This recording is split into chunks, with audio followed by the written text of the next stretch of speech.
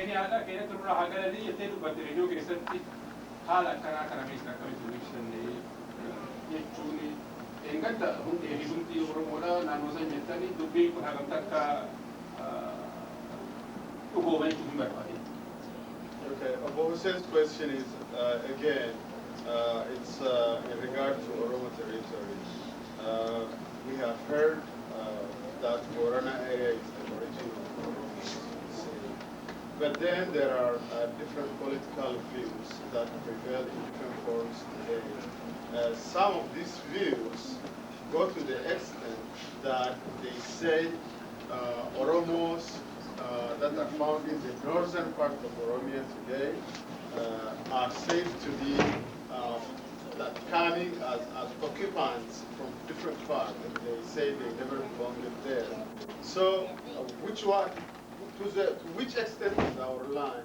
And is it true that we came from there and occupied someone else's land elsewhere where Oromos are today, so that they claim Oromos never belonged to this place where they are, and some of them say their place and origin is Kenya, and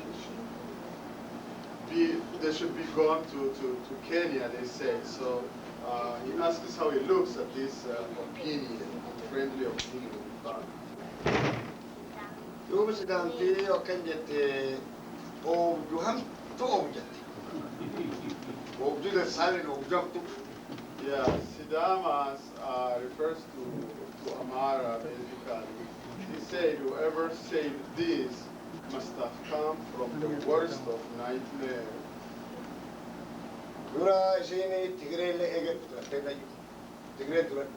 By the way, Oromo land, as we know today, even before we saw Amaras, Tigrians reached our land before Amaras. So when the Oromos started their long journey in different directions, there is a part of history that is not known to most of you, but to the Gadaa. Oromo at the Okosufi, Oromo Malaya to Kunagini, Kunama, Ertra, Ertra from Tigray,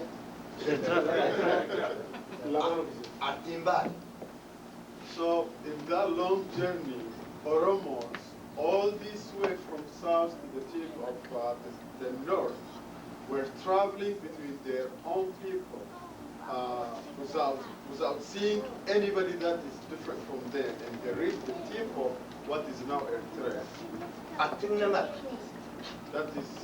That is where they saw the first strangers.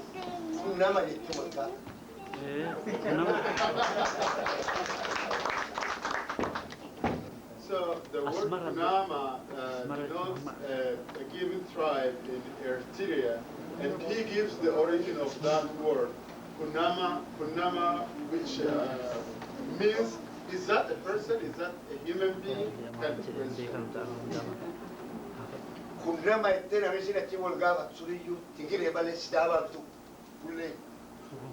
Even the ones Oromos questioned as Kunama were never Amaras.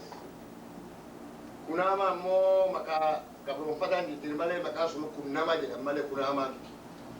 So this is a name change that became as Kunama, but it was originally Kunama, which means is it a person? Any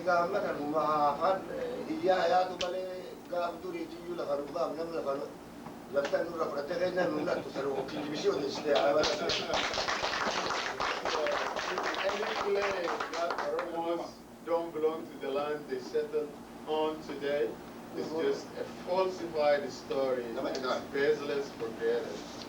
Yeah, one talk about Kubarbani, come on, Sidam, the Gala Kanani. Sirri case one is a Malira Rufe, you Gala and Wallan Amarani, Garwani Kuni, why is Sasri Nagalan, Jurumafa Kajame, Marje Gala Kaidan. Gala, the name Gala, it's today, as we know, it's an abusive form that the colonizers used against Oromos, and he wants to know where did it come from, what is the significance. Oduu afaan kennallee irraa bahe maqaan gaallaa kun makuma lagaallu baasee siin jedhe. Even if it is, should it be in our, meaningful in our own language, the name Gala is a nomenclature that we got from enemies. Maaliif jechuun nuyi maal Oromooti Oromoon Booranaaf bareentoo dhale. I mean, as we all know, we are sons and daughters of Horo, who had a son, Borana, in Barentu. Yoo Boorana nuun jedhan maqaa keenya bareentu nuun jedhan maqaa keenya gaalla yoo nuun jedhan immoo alagaan nu kaayee. So if they call us Borana, it's our name. If they call us Barentu, it's also our name because our ancestors were known by that name. But the name Gala is alien for us. Ayyee. No, as Kasi duubatti. Gaafinan qabu warqoo yeroo dubbatan kan hin dhagaye boorana walalii dhufnee jedhu. Boorana walalii dhufnee jedhu. Eetti. Jechaan naa dubbatan hin dhagaa. Naannoo nalee boora walal bakki jedhamu boorana keessa jira. Gaaffiin lammataa immoo horii keenya bineensa amma wayii jedhamu. Bineensa amma wayii jechaan guddaa jechaan. Dinosaur jechaadha amma wayii kun. Aga wayii. Egaa amma wayii jedhu. Egaa walalii jechuun lafa Oromiyaa keessa fuula walalii laftii jedhan jettu namni beekte yoo jiraate.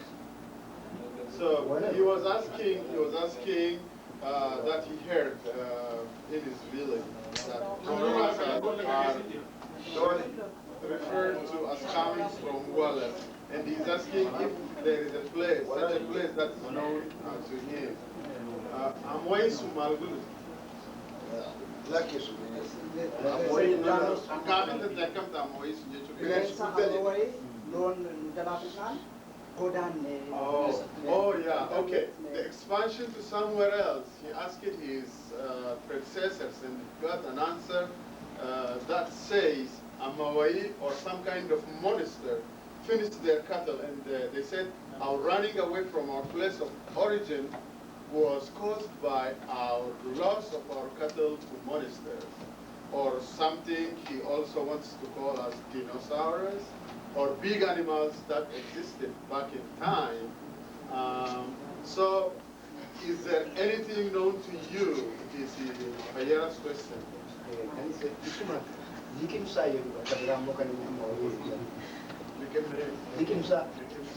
Okay, that monster also at some places is called the Kimsa. Ega gaafii dura gaafattu si deebise. Hawalali jedhu walal lafa lafa Oromoo wallagalla kee jirti kan jedhamu. Walal, the name Walal refers to some of the Oromo lands, and I just learned that this same name exists in Wallaga. Ega Oromoo Boorani immoo wallaggaa baca fuulamallee keessa hin jira. So the name Borana also really exists in nature and Tulama areas. Walloon lagee jira, Tumbarna lagee garumtuu jira Boorani. So Borana, as such, really, the name Borana exists in Wallo, Mecha, Tulama, in different places. Waan lafaa qabineensa kana yoo si deebi'e. But when we come to a geographical location, Asiin duratti gandi dheeraa duratti lafti hammisanii egaa kunoo Jibuuti jedhantallee Oromoo gubbaa qubataa turti. so he said back long time ago, even what is now Djibouti was inhabited by Oromos. Jibuuti kan duri maqaan ishee Jabuutii.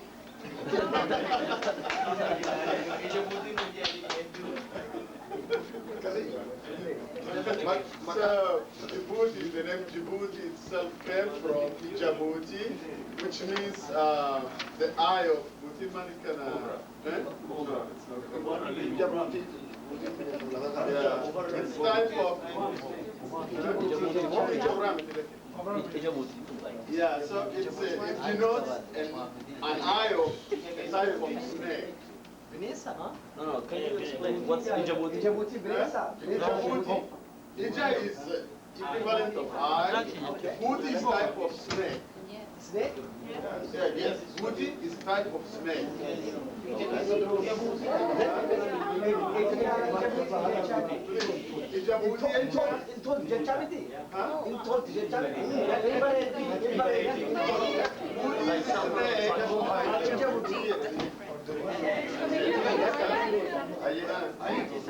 Ija buutii kan jedhan ijoolletu lafa amma Jibuutii jedhamu san achi hoggaaroon tiksan biiftuun hoggaabaa achi keechaa waan tokko ifa lafa keechaa bishaan keechaa biiftuun hoggaanittu achi keechaa ifaa ijoolletu kun ija buutiif fakkaate kun ija buutiif fakkaate jedhamee akkasitti ija buutii. So this came from a fact that when the sunshine is strong and something glitters when the sunshine hits the ground, or during the sunset, also the same thing happens. And herdsmen and children refer to that as ijabuti, or something that touches somebody's eye, something that glitters. Garuu Jabuutii jechuun akka dookumentari duriitti abookaa jedhama. Biyya Oromooti abookaa jedhama. Taajuree abookaa. Abadda yeroo tokko koreen tokko akka dhaabbatu jennee amma ammaa nama sadi duwwaadha kan maqaa isaanii barreessanii koree dhaabee deemuu barbaada. Koree dhaabee deemuu barbaadu kanarratti dubartiinis dhiirris akkatti qooda fudhatan barbaadama. Warri koree kana keessatti hojjanna jettan waraqaa isinitti kenna asirratti maqaa keessan barreessaa. Telefoona keessan wajjin amma oduu hin deemu. Koreen sun dhaabbachuu isarra jira. Utuma dhiifamee hin deemamu kun gaafii manaa waan ta'eef maqaa keessan barreessaa. Jettan jalqaba tokko Karamaalii Ulanni kan jedhamu Siramaa Tanzaaniyaa keessa South Africa keessa Oromoon jira jedhama. Kanaaf namoonni tokko hoggaan gaafatu horii hordofanii jechuun horiin marraa fakkisaa deemanii asgaan kan jedhan jira. Addunyaa addunyaa kanarratti naannoo warra Afrikaa kan Oromoo kana waan beekaman. In different parts of Africa, there are people who literally look like Oromos, and their name also kind of denotes Oromo namings, like Tutsis and Hutus in what is now Burundi. Fulanines. Fula in the west. And also there are also Fulani in West Africa. So is there any connection? You know, again, namni gaafii fudhatee dubbina amma waan baay'ee West Africa keessatti lafti baatii jedhamtu irti baantuu jedhamtu irti waan mataafarraa dubbisan hundumtuu Portuguese keessatti jira biyya kana sogaa bu'ii kan jedhamu waan jira Tokkummaanis jedhamanii sodaa. gaafii gaarii tokko kan qarra inni dubbate irratti qabaatan yookaan hoogorsa wayii qabaatan isarratti haadhamnu maleedhaa kana funaanuu kana haaf.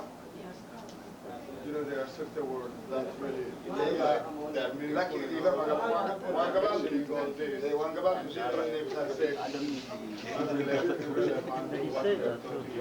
Rumah kabarati je, makam bera, jadi Hawaii je. Because he didn't know, we expect more. Burundi, Rwanda, Tanzania, Mali, Chadi, Uganda, tutti Oromo keessa. Okay, most of these places he just named Burundi, Uganda, and Tanzania. It's evident that there are ancestors of Oromos over there.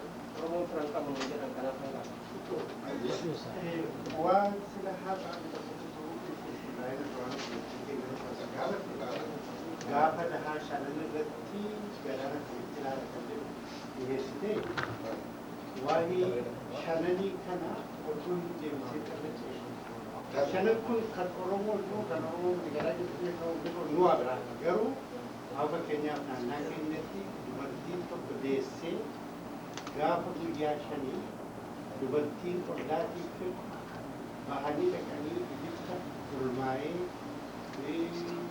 Pada ada. Adu berarti cuma begini saja. Aku begini. Hagmuree fubee hagmuree fubu sun cala beeka dubartii. Dhugaa siin jedhe uumaa waaqa.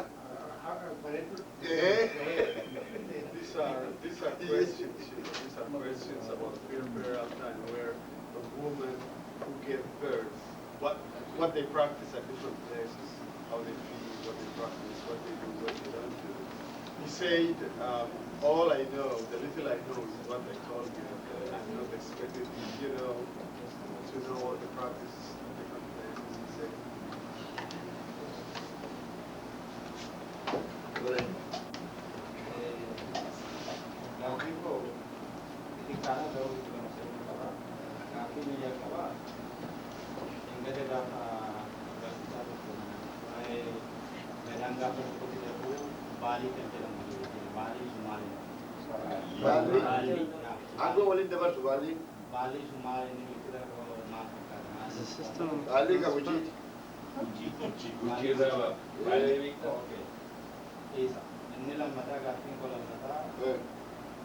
Seera gadaa keessa waan itti jira. Mootii kan jedhamu jira. Mootiin afaan alaati moo afaan Oromoo keessa? Okay. Inni itti ammoo gaaffii lammataa akkam beekutti namni arraba isaa gurraacha ta'e. Boorana jira. Inni maal itti beeku? Namni arraba gurraacha ta'e namni nama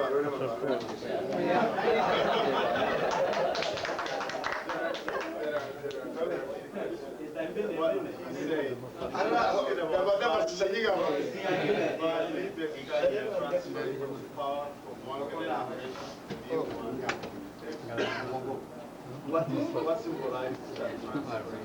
What is the symbolic thing that I that they take at that time?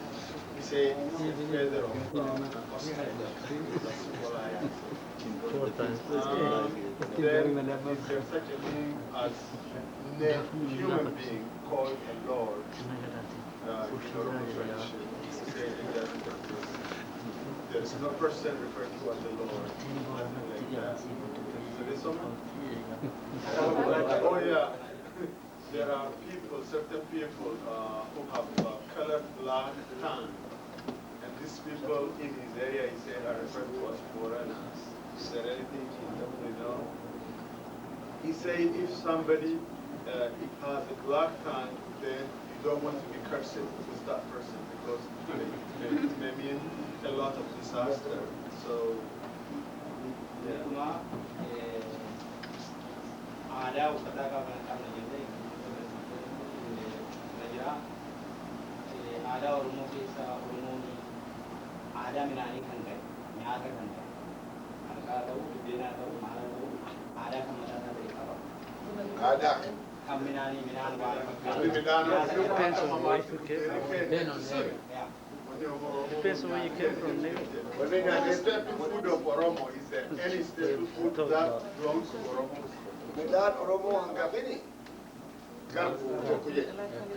So Oromo staple food, the first one is garbu barley. Yoo dheen deettullee durii gaafonni wayindaa akka marqatu shakkuun hin jirre garbuu mooyyeetti soqanii qol irra baasanii garbuu sun dhaabaniif. So for a woman who just gave birth, the only food that she was fed upon was a well-prepared barley. Yoo eebbiftulle dubartii gateete misinga ta'e daraare garbuu ta'ee jedha. So even when you bless or when you pray for a young woman also, they say get money in a number of folds and get reproduced like a sorghum and then grow apart like a barley. By saying that, they bless and pray for a young woman. Yoo karaji tokko gammoojjii keessa deemtillee nyaati si qophaa'u harammaan kakilla sina kan galmu. And should you go take a long trip where you may not be able to find food, then what they give you from home to keep you on the journey is made from garbu barley.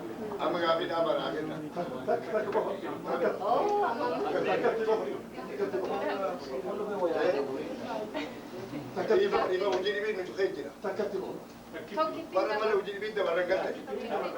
Dole takka kayati. Ek bil jumati bachini. Sera Gadaa keessatti dubartiin qoodi isheen qabdu maal?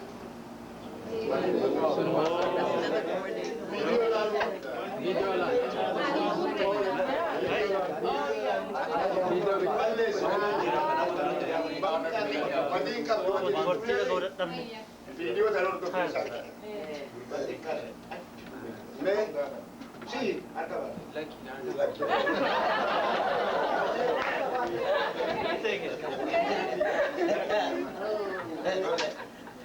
اصلا قافل سر غداتي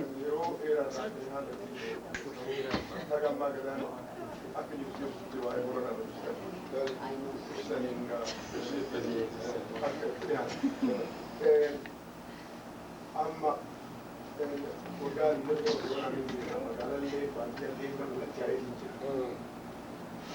يروى أما كان حاجة ترتد سير كنا بورنا كتري ما قال لي بدي لي كذي كنا كده إذا ما أكلوا بعدين فلان أقوم لو أقوم أبين هدوجنا أكمل تنا بورنا تيرتي تجينا أما خلاص تيرتي حاجة متكوجت أكمل تجينا حكم تكا يكير أولاد تنجيم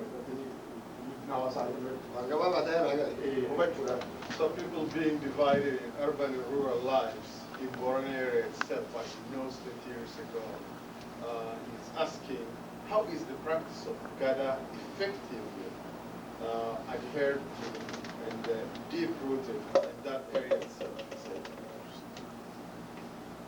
Kenya keessa Gadaan hin jirtu ammoo paarlaamaa keenya Gadaan mallatteessan Gadaan dabarseedha.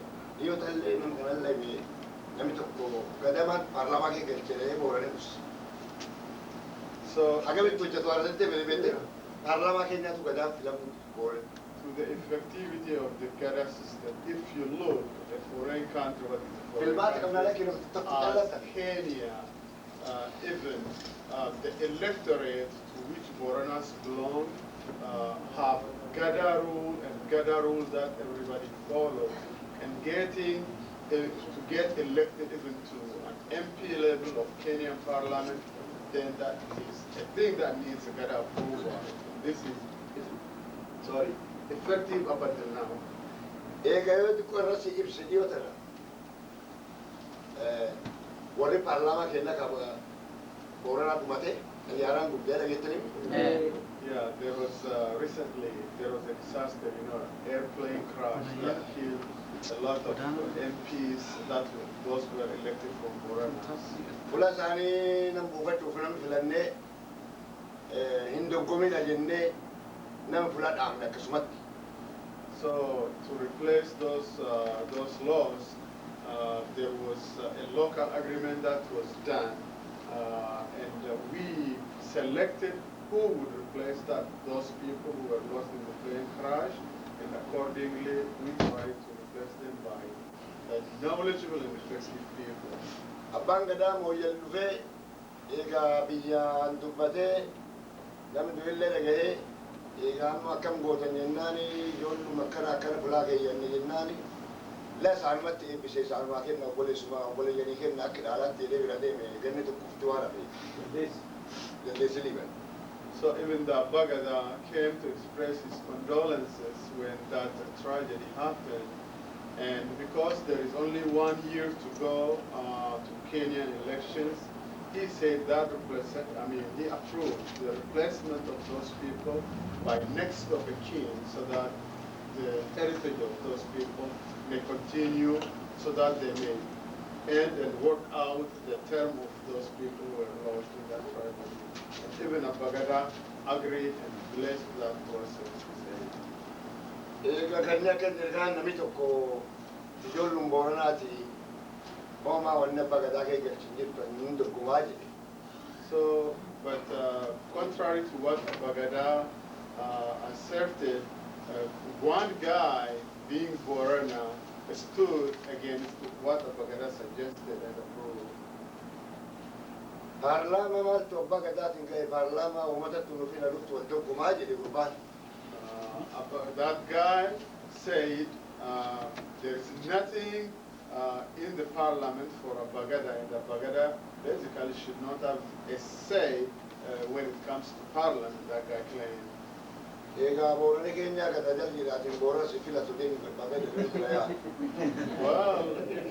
so people confronted me saying that, well, as far as we know, we are under Gadaa system, and you who claim not to know, not to recognize the Gadaa system, we don't know where you are from, if you are foreigner.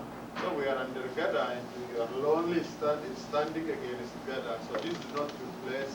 He was asked to go to where he belongs.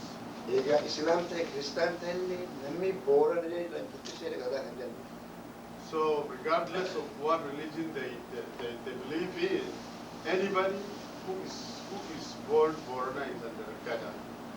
Dole, amma gaafii dhaabaa filmaat kana deemsu. Dole, tokko qabdati. Nurra galtan eega jooli. Nama tokko hin gahiidha. No, I have a remark question in this. Ifama naannoo itti guddaterra guyyaa tokko waan naa jedhan dhaga'ee namaan si jechuun akka ulfaatu. So he knows the plurality tradition.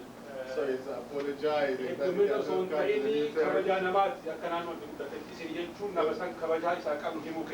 the saying in plural indicates the respect one has for that person.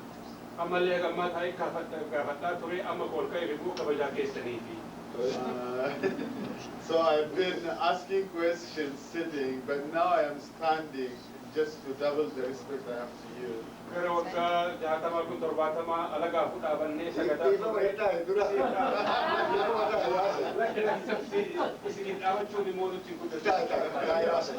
said, for all this long, 60, 70 years, we have been standing, bending for some people who didn't belong to us. So standing and talking to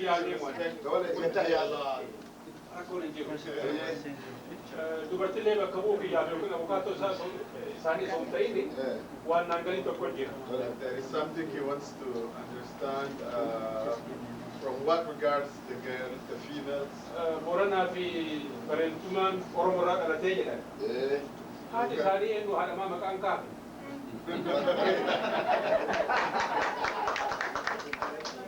He said, Borana and Barentuma, their father is mentioned, but I never heard the mother being mentioned. And who is that mother, he's asking. Who is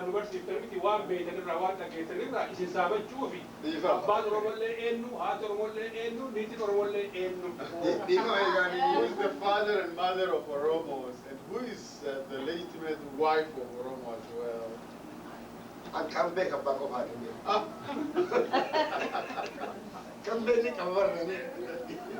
He's saying, I have never heard the name of Oromo's mother, and I know the father, and that's all I know.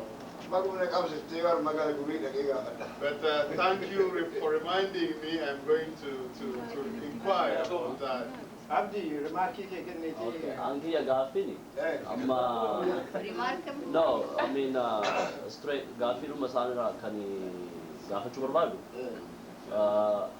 Gadaan amma akka duratti tiimini naannoo adda addaa si amma akkuma dhageenyetti aadaa kan isaanii na akkuma amma marqaa gaafa shanii akkuma baznaaf jedhetti akkuma ishin jettetti iddoo naannoo adda addaa adaatu jira. Amma kana ifnee garuma aadaa isa uumaa gara gadaatti deebi'uudha. Isini maal gochaa jirtu nurraammoo maal eegdu Oromoon kun hundu aadaa gadaa fudhachuudhaafi aadaa tokko ta'uu qaba garuu Oromoon amma aadaa adda addaa qaba idduma adda addaatti tokko gochuudhaafi hojii akkamiitu hojjetamaa jira gargaarsa moo uummatarraa gargaarsa akkamiiti kan isin barbaaddan. Okay, that's why Abdi said he recognized, he acknowledged the variance that exists in Gadaa practice in different localities of Oromia. And even the original one looking at some points different. So to bring this practice together so that they will be identical in everywhere. What do you think we should do? And in doing so, in promoting Gadaa, also he asks, what do you think you expect from us, General? Ega wanni nurra ega kayokan nutwachin wan bernu wan jira basisu Amma warra ujiro kana kerra manu rai wasu dole wan dandenu nama basisu. On my part, my obligation seems to be teaching and passing on whatever I know about Gadaa. Immo manu ra'e da wan jettani wala misani ra'enna. As you mentioned, if I have to say what I expect from you guys, Tokko akka salaada dana barattanii isini waan isin fakkaatu barattan feena. the first thing I would prefer you to do is so that you volunteer and commit yourselves into learning the Gadaa system in general. Lammeessoo beekumsi keessanii fi qabeenya keessanii akka salaada nama bal'iftan isin ra'eenna. And then, after learning and knowing what Gadaa is, I expect you to promote this Gadaa by whatever means you are, be it practicing the Gadaa itself or helping or assisting it financially. Sidibde? telephone. Amma gammachuudhaaf akka kusubirta wayaa filattu.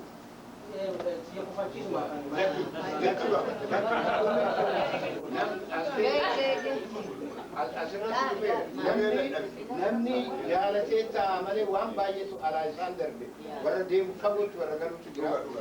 Kanaaf asuman bulu. Tokko yoo dhiifa tokkotu naa qabate. Egaa amma wanni jechuun jiru kuni ani ni lafti an dhufeef keenya hin beektanii nu warra siyaasaati miti nu warra aadaati siyaasaa keessa illee hin gallu amantii namaallee hin turre. As I tried to mention earlier, currently I reside and live and promote everything I'm doing about Gadaa from Kenya and based in Kenya at this time. And my sole purpose is promoting and teaching Oromo traditional laws. Gadaa. I am not interested, or we are not attached, we are not a political group that may pave some kind of personal political way into political power. That's none of our business, that's none of our purpose, that's not what we are up to, basically, he said. In the other words, we are also, by promoting Gadaa, we are not denouncing or we are not confronting any religion. We don't have anything against any religion that Oromos follow. There is a committee that is based upon Oromo history. That the committee that is established at some places.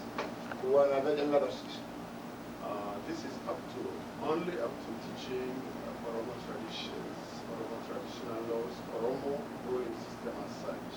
One of it, Fula, Akakavitina or Kalkar TV, Armorit, and no one Kasi and Nega. Because we cannot do everything by ourselves, wherever I went, there is a practice that I've been trying to do, establishing communities that will be connected from here to where our base is, and in so doing, this will also open an opportunity to strengthen us and promote the Oromo, the much needed Oromo tradition. Mali weta wani kuni wa Oromo tu wanam tokoti mititarabu Oromo ni irawal mariate irawal karkaru yo wan barbat sa toltu wan kufene dilati tarabu ulat fati jara bisife. So this thing is a big thing, it's a big event that will not be done only by one person, and the identity of Oromos and the traditional laws and practices of Oromos belong to every Oromo, and that's why we need the participation and support of every Oromo. Egawani sakarat warra amanti kagar chachi jitelle kure takke single. So I hereby ask all of you, if you are about to establish this committee, supporting committee that will be in direct contact with us, I would like someone from the church side also. Warra Islama kagar masjida jirula sin kure takke. I would, in the same manner, I would prefer to see someone from Oromo Islam community as well in this committee. Mali boni boni mali ken fuata wala wanota jira akara. So in this way, there would be a better understanding. Warra lava karalle ka akara ka warra di ka kabin wali du ka ke kadana ka ke ja tar min libre karalle sa ke galfi.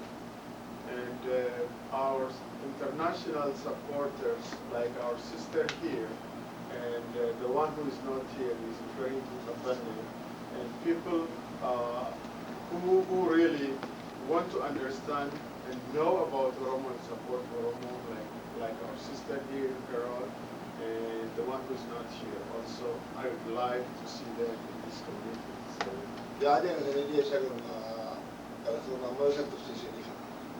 yeah.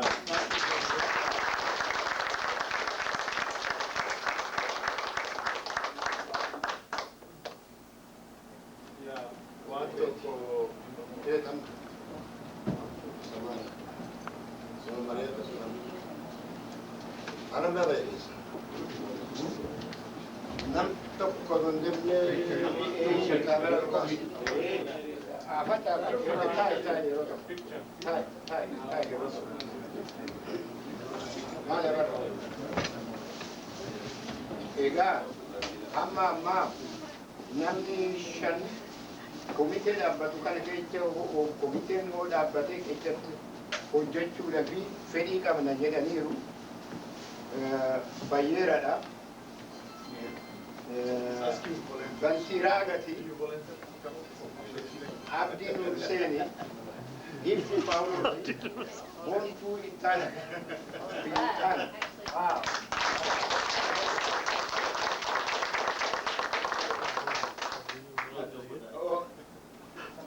Godawdi tahu de libro gini. Era la mia di stare in Dabbasaa. Tutto ma dimne Dabbasaa fanno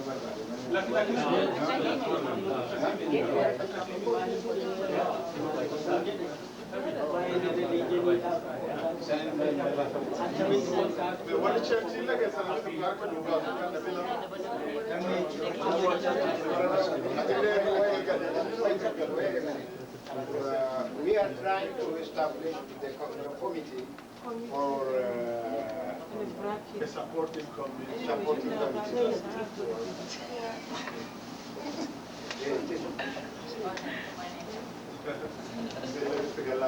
Okay. Thank you.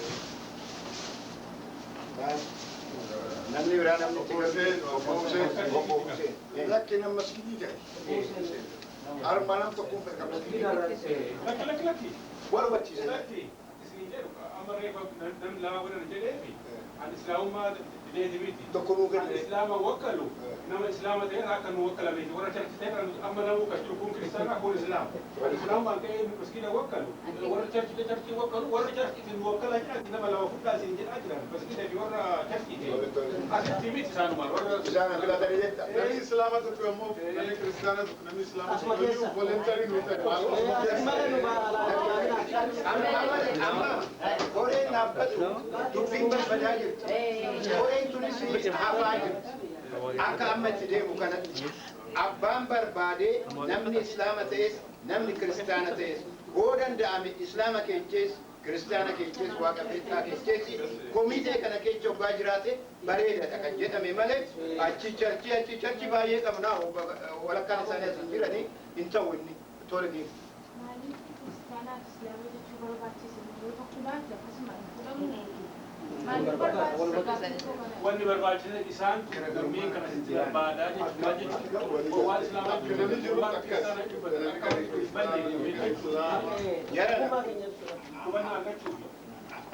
hamma ammaatti warri qabnu komitee kana keessatti islaamis kiristaanis jira.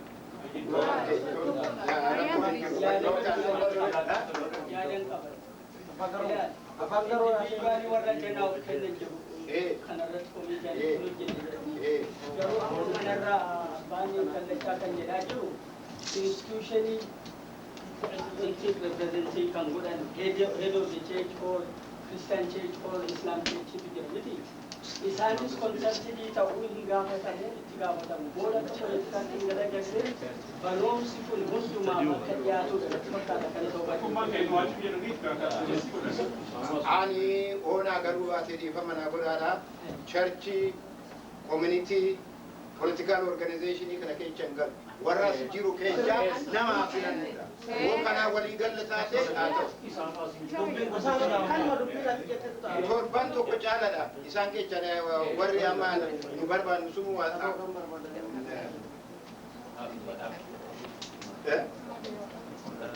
Ho kanaan kan deemu akkanaan jedhe kanatti kan deemu manuma kana keessa filannudha amma kan nu barbaannu. Nama torba qabna. Dubartiin Giftii Phaawulosi Boontuu Ittaanati dubartiin nama lama. Sadi Keeranin sadi. Bakka namni jiru ammoo fedhii keetii miti kan ta'u.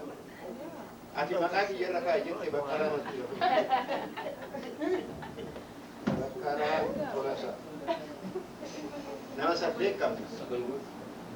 Jirtaan. Tole. Sagal hingga sagal salgii kunneen. Agarraa Tafarraa. Tole.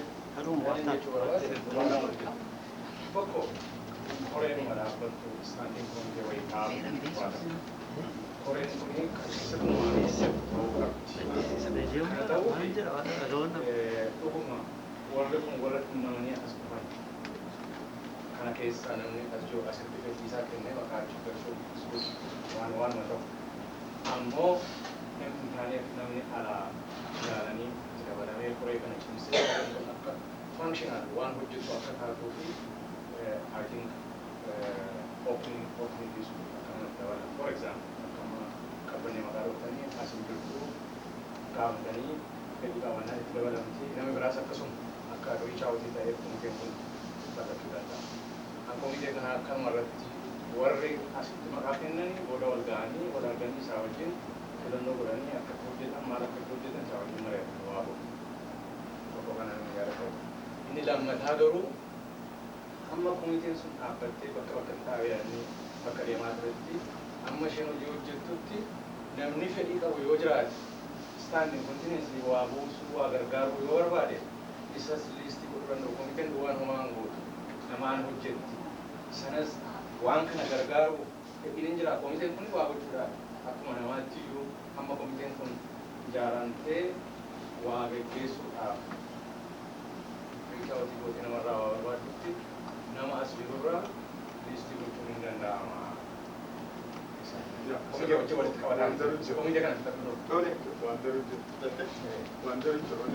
Wannan darmaan akka komiteen sun dhaabdee waan kan cufamu fudhatutti amma yooyyuu nam shantama ka of kennu ji'atti ambirri $5 yookaan $10 baasaa yoo qaban yooyyuu nam shantama listi isa qaban ka jijjiiraan birri $5 irra eenyu gar $250 bu'uu dandeenya.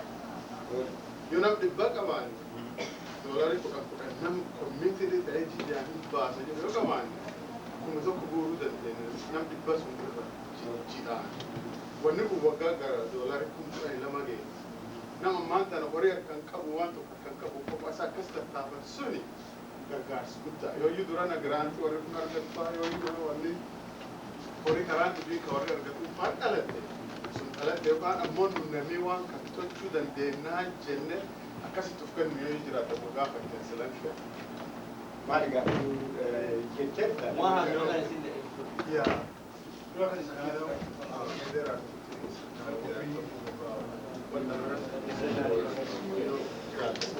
Supposed to be maqaafa wayii baasuu